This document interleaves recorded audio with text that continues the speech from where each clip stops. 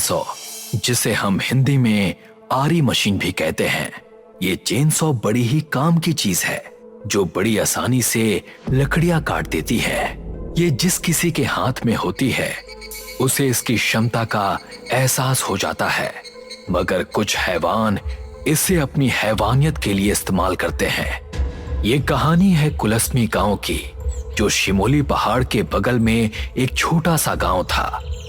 उसी गांव में दो लोग रहा करते थे, कांचा और ओमार। दोनों ही एक घर में हैं। उन्होंने एक औरत और उसके पति को बंदी बना रखा है। आप लोग ठीक समझ रहे हैं, ये लोग यहाँ चोरी कर रहे हैं। कांचा, यहाँ तो कुछ भी नहीं है चुराने लायक। ढूंढ, कुछ ना कुछ तो जरूर मिलेगा। मेरे घर पर कोई सोना चांदी नहीं है, मैं बस एक आम लकड़हारा हूँ। ऐ चुप! वो आदमी लकड़हारा था और कांचा खाली हाथ नहीं जाना चाहता था। तभी कांचा को एक अजीब आरी दिखाई देती है। कांचा उसे हाथ में उठा लेता है और उस लकड़हारे से पूछता है, ये क्या बवाल है लकड़हारे? तूने तो कहा था कि तेरे पास कुछ नहीं है। ये मैं शहर से खरीद कर लाया हूँ। ये चेनसॉ है, ये पेड़ काटने के काम आता है। कांचा भयानक तरीके से मुस्कुराता है और उस चेनसॉ को स्टार्ट कर देता है। सिर्फ पेड़ ही काटता है या फिर कुछ और भी? नहीं, मेरे पति को कुछ मत करना। हम लोगों ने आपका क्या बिगाड़ा है? कांचा चेनसॉ से उस आदमी का गला काट देता है। इसके बाद कांचा इस तरह से खुश हो रहा था जैसे बच्चे नए खिलौने मिलने पर खुश होते हैं। नहीं, नहीं, तुम इंसान नहीं हो। बेवजह मेरे पति को मार दिया तुमने। तुम नरक के आग में जल के मर जाओगे। कांचा उसका भी गला काट देता है। ये खबर खुलस्मी गांव में आग की तरह फैल जाती है।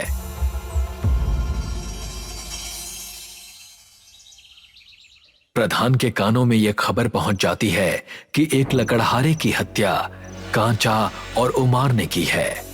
प्रधान लोगों को इकट्ठा करके उन दोनों को मारने निकल जाते हैं और वो दोनों जंगल की तरफ भागते हैं। कांचा, ये तो बहुत बड़ी गड़बड़ हो गई यार। ये तो हमें जान से मारना चाहते हैं। चल, अपने आप को उनके हवाले कर देते हैं। गांव वालों में से किसी ने एक पत्थर फेंक कर मारा जो सीधा जाकर उमार के सिर पर लगा। कांचा बिना रुके हाथ में चेनसॉ लिए आगे निकल गया, लेकिन पीछे से उमार ने कांचा को आवाज लगाई, कांचा! कांचा जैसे ही पीछे मुड़ता है तो देखता है कि प्रधान उमार का गला काट रहे थे। कांचा डर जाता है और बिना कुछ सोचे समझे आगे भागने लगता है। वो नीचे गिर जाता है, उसके हाथ से चेनसॉ छूट जाती है। इतने में ही पीछे से प्रधान आकर उसे मार देता है। मरते समय भी उसकी निगाहें उस चेनसॉ की तरफ ही थी, मगर वो चेनसॉ अब श्रापित चेनसॉ बन चुका था। इस घटना को घटे अब 100 साल बीत चुके थे। सिमरन, विक्रम और माया घूमने के लिए शिमोली पहाड़ पर आए हुए थे। खुलस्मी गांव शिमोली पहाड़ के पश्चिम दिशा की ओर था, जहां जाना मना था, मगर विक्रम को कुछ एडवेंचरस करना था।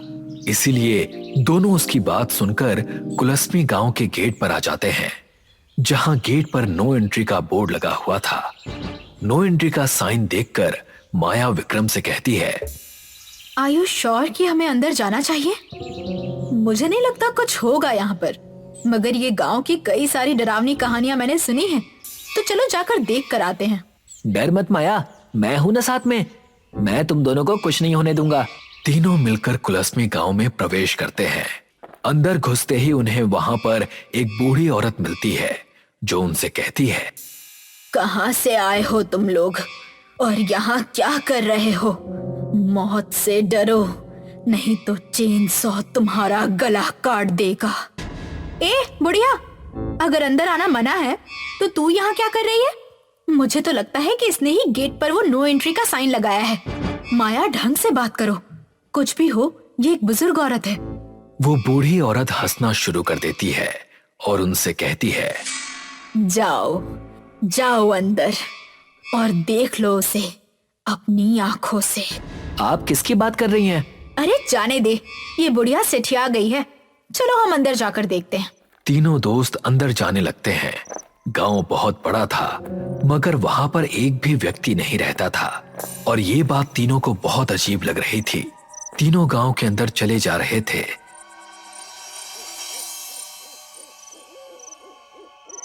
उन्हें एक आदमी की परछाई दिखाई देती है जिसके हाथ में कोई नुकीली वस्तु थी। माया उसे देखकर कहती है, अब तू कौन है? तू भी हमें डराने के लिए आया है क्या? सामने आ और अपना चेहरा दिखा। वो आदमी आगे नहीं आता, लेकिन माया एक्साइटमेंट में उसके पास जाने लगती है। ओए ओए डेरिंग बाज, कहाँ जा रही है? वापस आ। रिलैक्स, ये भी यहाँ कोई कार्टून होगा। माया उसके करीब जाने लगती है और जैसे ही वो उस आदमी के करीब पहुंचती है, वो देखती है कि वो कोई इंसान नहीं बल्कि एक हैवान है जिसके हाथ में इंसान की चमड़ी की बनी चेन सॉ है। वो और कोई नहीं बल्कि कांचा था। उसे देखकर माया की सांस अटक जाती है। कांचा चेन सॉ को चालू करता है। माया जैसे ही भागने की कोशिश करती है, कांचा पीछे से उसका गला काट देता है। ये देखकर विक्रम और सिमरन वहां से भागने लगते हैं। मार दिया उसने, माया को मार दिया उसने, माया को मार दिया सिमरन। वो भागकर एक झोपड़ी में घुस जाते हैं। उस झोपड़ी में पहले से ही वो बूढ़ी औरत रह रही थी। आ गया स्वाद कांचा का। कहा था मैंने, वापस चले जाओ। मगर तुम्हारी वो दोस्त मेरा मजाक उड़ा रही थी ना। हमें माफ कर दीजिए। उस चेनसॉ वाले आदमी ने हमारी दोस्त माया को मार दिया। हमें बचा लीजिए माँ जी, हमें बचा लीजिए। इस गांव में दूर दूर तक आपके सिवा कोई नहीं रहता। आपको जरूर उसके बारे में कुछ पता होगा। जिसने तुम्हारी दोस्त को मारा वो मेरा बेटा था, कांचा। ध्यान से सुनो, अब मैं जो तुम्हें बताने वाली हूँ। मेरा बेटा कांचा गांव में चोरी किया करता था, क्योंकि मेरी तबीयत बहुत खराब रहती थी और गांव में दवाई बड़ी महंगी मिला करती थी। गांव के प्रधान ने मेरे बेटे कांचा को मार दिया था, क्योंकि उसने एक लकड़हारे और उसकी पत्नी के घर चोरी करते वक्त उन्हें मार दिया था।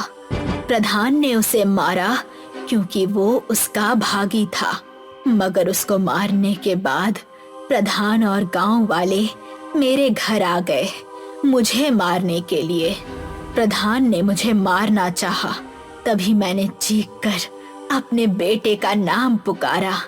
उसने उस दिन मुझे तो मार दिया, मगर रात के अंधेरे में कांचा की आत्मा उस चेनसॉ को लेकर गांव में आई। कांचा के दिल में गुस्सा था। कांचा ने पूरे गांव को एक ही रात में खत्म कर दिया। तब से लेकर आज तक वो यही है। मगर माँ जी, ये तो बहुत पुरानी कहानी है। आप तो अभी भी जिंदा हैं। हाँ, आपको तो प्रधान ने मार दिया था ना। मैं मर चुकी हूँ। मैं एक पिशाच हूँ। बूढ़ी औरत की बात सुनकर दोनों स्तब्ध रह जाते हैं और विक्रम बुढ़िया से पूछता है, हमें बताइए, हम यहाँ से बाहर कैसे निकले? यहाँ जो आया है वो कभी लौटकर जिंदा वापस नहीं गया है। यहाँ से जाने का एक ही रास्ता है, कांचा को मुक्ति दिला दो। वो कैसे कर सकते हैं माँ जी? उसके हाथों से वो चेनसॉ छुड़वाना होगा, क्योंकि जब वो मार रहा था उसकी आत्मा उस चेनसॉ से जुड़ गई थी। आओ, मैं तुम्हें एक झोपड़ी में ले चलती हूँ। उसमें कुछ ऐसा है जिससे तुम ये नामुमकिन काम मुमकिन कर पाओगे। दोनों बूढ़ी औरत के पीछे चलने लगते हैं। बूढ़ी औरत उन्हें एक पुरानी झोपड़ी में ले जाती है, जहाँ पर पिस्तौल, शॉटगन्स और भाला रखा हुआ था। ये लो, ये सब इस्तेमाल करो, फिर शायद तुम लोग कांचा के हाथ से वो चेनसॉ दूर कर पाओगे। विक्रम और सिमरन पिस्तौल और शॉटगन्स उठा लेते हैं और वो जैसे ही झोपड़ी से बाहर आते हैं, कांचा वहीं झोपड़ी के बाहर उनका इंतजार कर रहा होता है। कईयों ने कोशिश की है तुमसे पहले मुझे मारने की, इन्हीं बंदूकों से, मगर कोई मार नहीं पाया। कांचा अपना चेनसॉ चालू करता है। सिमरन पिस्तौल से उसे गोली मारती है, मगर उसे कुछ भी नहीं होता है। इससे तो कुछ नहीं हो रहा है, अब क्या करेंगे विक्रम? और अब वो तेजी से उनके करीब आने लगता है। मैं इसे रोकता हूँ सिमरन, तुम जाओ और अंदर रखे भाले को ले आओ। इसे वो भाला ही मार सकता है। इसने अनजाने में खुद ही हमें बता दिया। सिमरन झोपड़ी में भाला लेने जाती है। जब तक सिमरन बाहर आती है तब तक बहुत देर हो चुकी होती है। कांचा विक्रम को बीच से काट देता है। विक्रम, मैं तुम्हें नहीं छोड़ूंगी शैतान। सिमरन कांचा को भाला फेंक कर मारती है। भाला सीधा जाकर कांचा के दिल में घुस जाता है और कांचा के हाथ से वो चेनसॉ गिर जाती है। सिमरन चेनसॉ उठाकर उसका गला काट देती है। तभी वहां पर वो बूढ़ी औरत आ जाती है। हो सके तो मुझे और मेरे बेटे को माफ कर देना बेटा। निकल जाओ यहाँ से, निकल जाओ।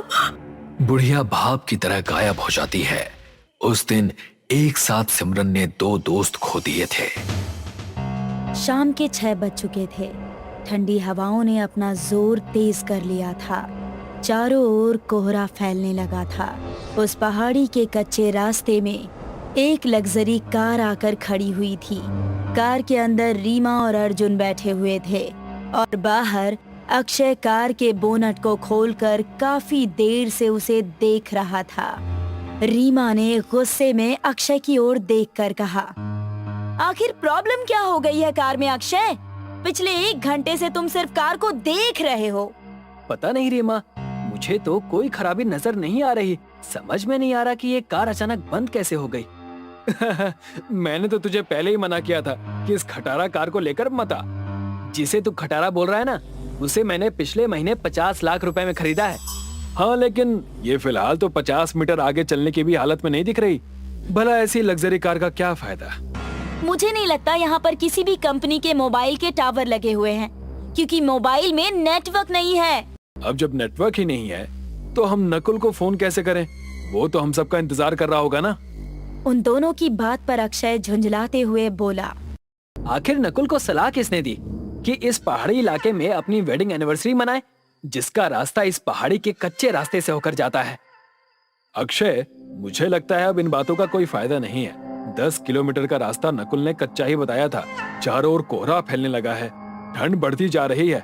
रात में जंगली जानवरों का शिकार बनने से कहीं ज्यादा बेहतर है कि हमें पैदल ही निकल जाना चाहिए।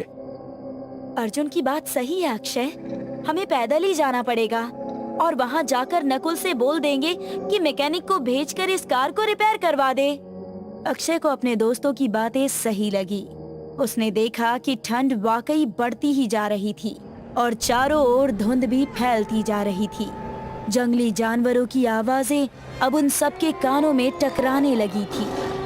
ठीक है, कुछ जरूरी सामान कार से निकाल लो और चलो। अक्षय के कहने पर तीनों कच्चे रास्ते की ओर चल पड़े। वो तीनों कुछ ही कदम चले थे कि तभी अचानक उन तीनों के कानों में किसी की आवाज टकराई। वहीं रुक जाओ तुम सब, इस तरफ कहाँ जा रहे हो तुम? अक्षय, रीमा और अर्जुन ने देखा तो उनके सामने एक साधु खड़ा हुआ था जो उन तीनों को आंखें फाड़ फाड़ कर देख रहा था। हम तीनों पिपला गांव जा रहे हैं। हमारी कार रास्ते में खराब हो गई है। हमारे पास पैदल जाने के अलावा कोई चारा नहीं। क्या तुम तीनों नहीं जानते? यहाँ से 10 किलोमीटर तक रास्ते में चारों ओर जंगल ही जंगल फैला हुआ है। हाँ, जानते हैं। पहाड़ी के इलाके में जंगल नहीं मिलेंगे तो क्या रेगिस्तान का मैदान मिलेगा? यहाँ से लेकर 10 किलोमीटर तक इस फैले हुए जंगल में घोल का राज है। मेरी सलाह मानो तो तुम तीनों वापस अपनी कार में अंदर बैठ जाओ, सुरक्षित रहोगे। सुबह चले जाना। अबे पागल हो गया है क्या? क्या बकवास कर रहा है? हमने तो ऐसे किसी भी इंसान का नाम नहीं सुना। ये घोल होता क्या है? अगर इंसान होता तो तुम लोग उसका नाम सुनते ना, मगर मैं जिसके बारे में बता रहा हूँ वो इंसान नहीं बल्कि एक जिन है। घोल जिन बहुत ही ज्यादा खतरनाक होते हैं। वो हर किसी का रूप ले सकते हैं। रात के सन्नाटे में यहाँ पर सिर्फ उसी का शासन चलता है। उन्हें इंसानी मांस बड़ा प्यारा होता है। साधु की बात सुनकर वो तीनों साधु की ओर बहुत गौर से देखने लगे। अचानक वो तीनों ठहाके मार मार कर हंसने लगे। लगता है कि ये कोई हॉलीवुड की पिक्चर देखकर आया है। साधु, तुम्हें हिंदी फिल्में देखनी चाहिए, हॉलीवुड की फिल्में नहीं देखनी चाहिए। अब इस साधु की बातों में अपना वक्त बर्बाद मत करो, चलो यहाँ से। और वो तीनों पैदल चलने लगे। उन तीनों को पैदल चलते हुए आधा घंटा ही हुआ होगा कि तभी अर्जुन का पैर एक पत्थर से टकरा गया। अर्जुन दर्द से कराह कर जमीन पर गिर गया। क्या हुआ? तू ठीक तो है ना? अंधेरे में इस पेड़ के नीचे मुझे ये पत्थर दिखाई नहीं दिया। मेरा पैर बहुत ज्यादा दर्द कर रहा है। रुक, मैं देखता हूँ। इसमें से तो खून निकल रहा है। खून बंद करने के लिए मैं रुमाल बांध देता हूँ। इतना कहकर अक्षय अपनी जेब में रुमाल ढूंढने लगा। ओह शिट, लगता है मैं रुमाल कार में ही भूल गया। अक्षय ने रीमा की ओर देखकर कहा, रीमा, क्या तुम्हारे पास रुमाल है? रुको, देखती हूँ। रीमा अपने पर्स में रुमाल ढूंढने लगी कि तभी उन दोनों के कानों में अर्जुन की चीख सुनाई दी। अर्जुन की चीख सुनकर वो दोनों बेहद घबरा गए। उन्होंने देखा कि अर्जुन वहां से गायब हो चुका था। ये देखकर अक्षय और रीमा के होश उड़ गए। अर्जुन कहाँ गया? पता नहीं, अभी कुछ सेकंड पहले यही तो था। ये सब क्या हो रहा है? रीमा ने इतना बोला ही था कि तभी पेड़ के ऊपर से अर्जुन की लाश गिरी। Oh my god! अक्षय, ये इम्पॉसिबल है। ये कैसे हो सकता है? अभी कुछ ही सेकंड्स पहले अर्जुन हमारे साथ ही चल रहा था। तभी पूरा जंगल अजीब सी आवाजों से थरथरा उठा। मेरी भी कुछ समझ में नहीं आ रहा रीमा। ये आवाजें कैसी है अक्षय? कहीं उस साधु की बातों में कोई सच्चाई तो नहीं थी? हम दोनों खतरे में हैं। जितनी तेजी से भाग सकती हो भागो।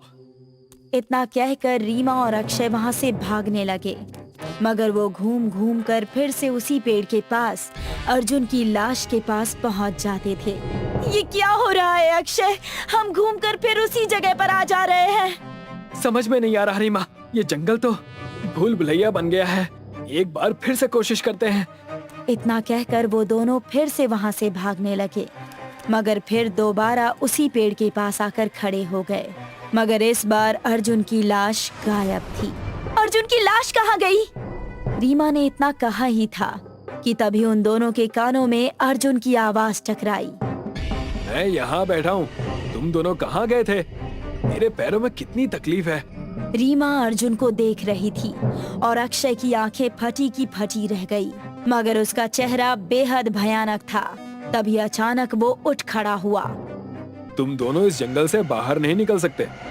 इतना कहकर अर्जुन ने बड़ी फुर्ती से अक्षय को कसकर पकड़ लिया और देखते ही देखते वो अक्षय को लेकर वहां से गायब हो गया। रीमा ये खौफनाक मंजर फटी आंखों से देख रही थी। कुछ सेकंड्स में अक्षय की लाश भी उसी पेड़ के नीचे गिरी। रीमा चीखती हुई वहां से भागने लगी। भागते भागते अचानक उसका शरीर किसी से टकरा गया। रीमा ने देखा कि उसके सामने नकुल खड़ा था। मैं कब से वेट कर रहा हूँ तुम सबका। अक्षय और अर्जुन कहाँ हैं? हाँ, उसने अक्षय और अर्जुन को मेरी आंखों के सामने मार दिया, लेकिन कैसे मारा और किसने मारा ये नहीं पता। क्या बकवास कर रही हो? तभी रीमा ने देखा अक्षय और अर्जुन हंसते हुए उसकी ओर चले आ रहे थे। उन दोनों को देखकर रीमा बुरी तरह से डर गई। रीमा, तुम कहाँ चली गई थी? हाँ, कहाँ चली गई थी? हम दोनों तुम्हें कब से ढूंढ रहे हैं। ये सब क्या हो रहा है? नकुल, मैं सच कह रही हूँ, ये दोनों तो मर चुके थे। तभी रीमा के देखते ही देखते अर्जुन और अक्षय तुरंत नकुल के अंदर समा गए। अब वहाँ सिर्फ नकुल मौजूद था। नकुल का चेहरा बेहद भयानक हो गया। उसने भारी आवाज में रीमा की ओर देखते हुए कहा, इस जंगल से निकलना नामुमकिन है। रीमा की जोरदार दिल दहला देने वाली चीख जंगल में गूंज गई। अगली सुबह उन तीनों की लाश बहुत ही बुरी अवस्था में जंगल में मिली।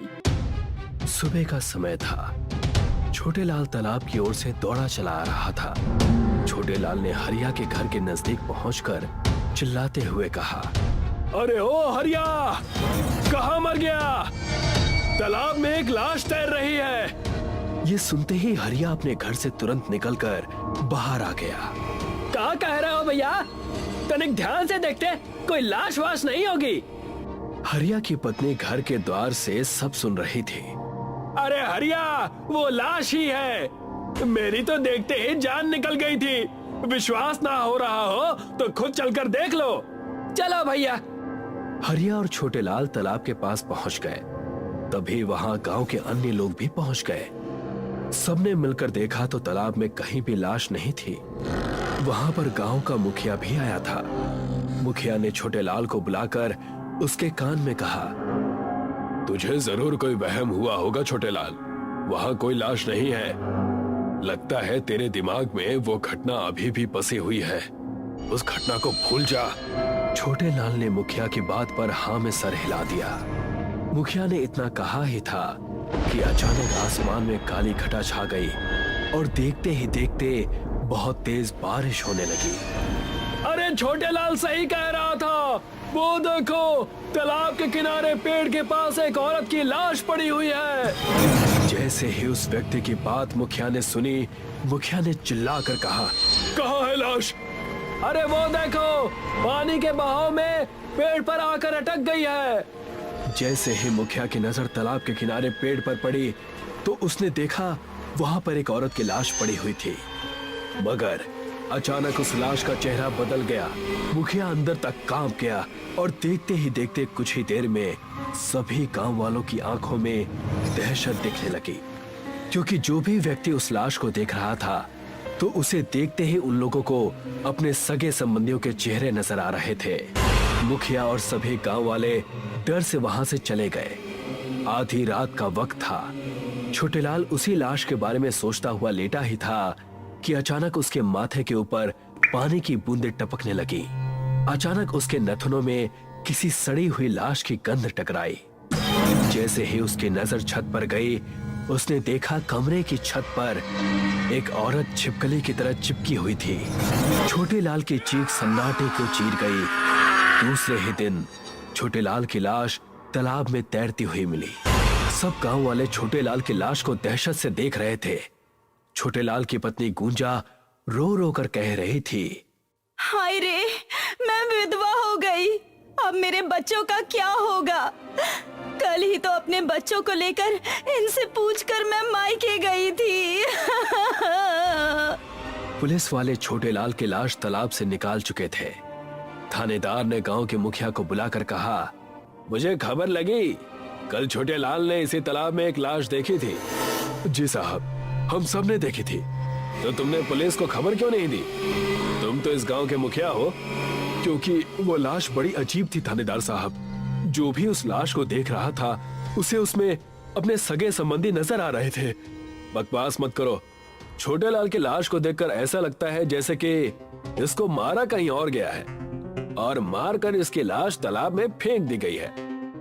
इसकी फटी हुई आंखें बता रही हैं कि इसने मरने से पहले कोई बहुत खौफनाक और नाकाबिले यकीन मंजर देखा हो। सब गांव वाले डर कर अपने घर की ओर चले गए।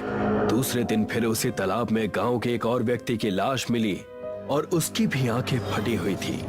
धीरे धीरे करके आए दिन रोज गांव के किसी ना किसी युवक की लाशें गांव के तालाब में मिलने लगी। पूरे गांव में दहशत का माहौल छा गया। मुखिया इन सब घटनाओं से बहुत डरा हुआ था। अचानक रात के वक्त उसके घर का किसी ने दरवाजा खटखटाया। मुखिया ने दरवाजा खोल दिया। सामने हरिया खड़ा हुआ था।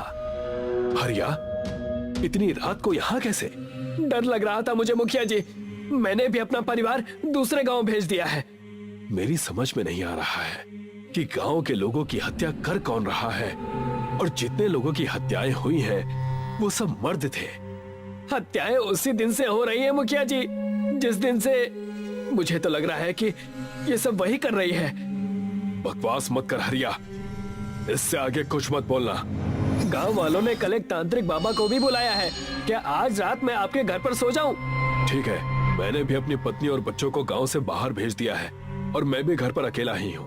हरिया और मुखिया चारपाई बिछाकर आंगन में लेट गए, मगर उनकी आंखों से नींद कोसों दूर थी।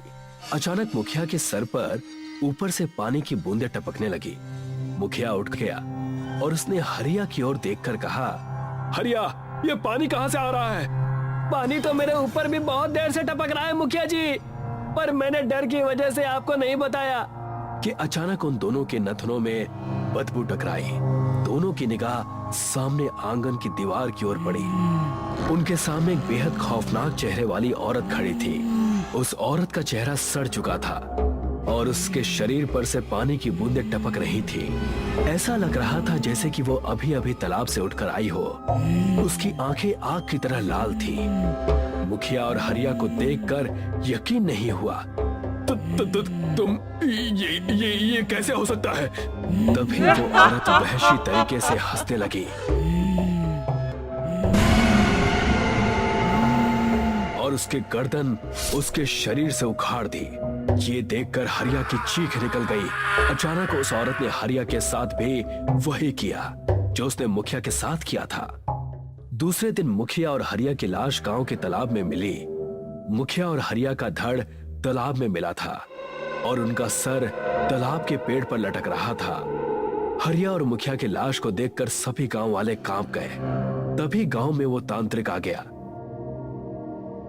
गांव का एक व्यक्ति तांत्रिक से बोला, साधु महाराज, आए दिन हमारे गांव के लोगों की लाशें तालाब में मिल रही हैं और आज तो हमारे गांव का मुखिया भी मारा गया। तुम चिंता मत करो, मैं देखता हूँ। तांत्रिक अपनी आंखें बंद करके मंत्र पढ़ने लगा। देखते ही देखते आसमान में काली घटा छा गई। अचानक साधु ने अपने झोले से लाल रंग का सिंदूर निकालकर तालाब में फेंक दिया। जैसे ही सिंदूर तालाब में गिरा, अचानक तालाब के अंदर से एक भयानक चेहरे वाली औरत निकलकर सामने आ गई। सभी गांव वालों के डर से रोंगटे खड़े हो गए। कौन है तू? क्या नाम है तेरा? बंजारन। क्यों मार रही है तू इन गांव वालों को? चला जा यहाँ से। मैं तुझे क्यों बताऊं? सीधी तरह से बता, इन लोगों ने तेरा क्या बिगाड़ा था?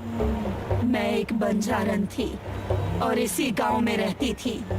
इस गांव के मुखिया ने मुझे ऊंचे ऊंचे सपने दिखाकर मेरे साथ शारीरिक संबंध बनाए और जब मैंने उससे शादी की जिद की तो उस मक्कार ने अपने साथी हरिया और छोटे लाल की मदद से मुझे इसी तालाब में फेंक दिया। तेरा बदला पूरा हो गया, अब चली जा यहाँ से। नहीं जाऊंगी जब तक मैं सारे गांव के मर्दों को मारकर इस तालाब में नहीं फेंक दूंगी। मुझे मर्द जात से नफरत है।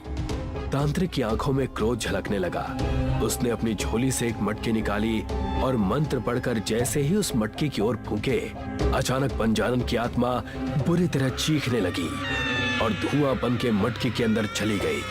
तब जाकर सब गांव वालों ने राहत की सांस ली।